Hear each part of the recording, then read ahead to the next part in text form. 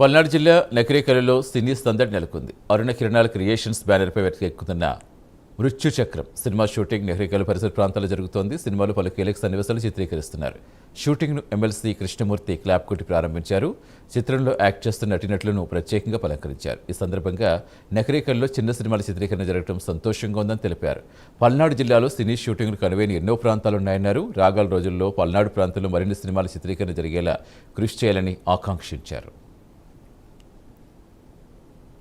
ఉన్నటువంటి ప్రొడ్యూసర్ గారికి కానీ నటీనటులకి సంబంధించి కానివ్వండి, అదేవిధంగా రచనలకు సంబంధించి కూడా ఒక మనవి చేస్తున్నాను. పల్నాడు సంబంధించిన ఒక చరిత్ర ఉంది. ఎందుకంటే పల్నాడు సంబంధించిన చరిత్ర అనేక విధాలుగా సమాజానికి అనేకమైన సందేశాలు అందించినటువంటి ప్రాంతం ఈ ప్రాంతం.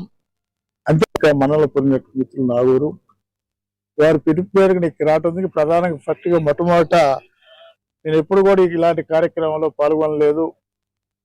తప్పనిసరి వారు పిలిచారు కాబట్టి ఈ కార్యక్రమానికి వచ్చాను. చాలా సంతోషం. ఇక్కడ నగరకంటి గ్రామంలో మృత్యు చక్రానికి సంబంధించినటువంటి ఒక సినిమా, ఒక దృశ్యానికి సంబంధించి ఒక సినిమాకి సంబంధించి ఇక్కడ మొదలు పెట్టడం జరిగింది. ఈ సినిమాకి ప్రొడ్యూసర్ అరుణ గారు, డైరెక్టర్ రంజిత్ గారు అరుణ క్రియేషన్స్ ద్వారా ఈ మృత్యు చక్రాన్ని నిర్మాణాన్ని ఇక్కడ చేపట్టడం జరిగింది. దానికి ఇక్కడ పెద్దలందరూ కూడా సహకరిస్తున్నారు. వారందరికీ కూడా